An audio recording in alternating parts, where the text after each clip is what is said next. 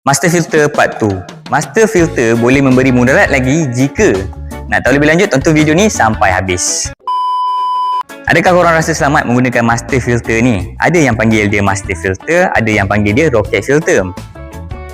Master filter boleh memberi mudaratkan lagi jika korang tak servis dia, tak maintain dia, tak buat flushing. Sebab selama hari ni master filter ni lah yang menapis kotoran sebelum masuk ke dalam tangki air rumah ataupun disalurkan terus ke dapur rumah korang. Tetapi lama kelamaan, jika master filter ni tak diservis, segala kotoran yang ditapis selama hari ini akan menebal di dalam master filter ni, dan air yang akan disalurkan ke dalam rumah mestilah air yang mengandungi kotoran juga, sebab master filter ni tak dapat lagi menampung ataupun menapis kotoran yang ada. Dan dalam video yang lepas kita dah bagi tahu dekat korang, dah mention dekat dalam master filter ni ada active carbon yang mana ia menapis klorin daripada air. Bayangkan air tanpa klorin memudahkan lagi kuman, bakteria dan juga parasite membiak dengan subur dan sihatnya di dalam saluran air paip dan tangki air rumah korang.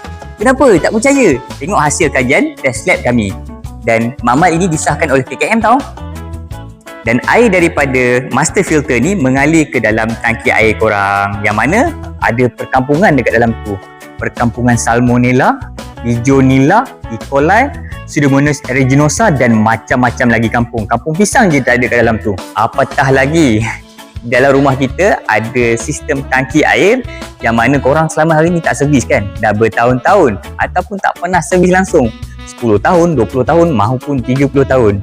So korang tahu tak apa yang ada dalam tangki tu?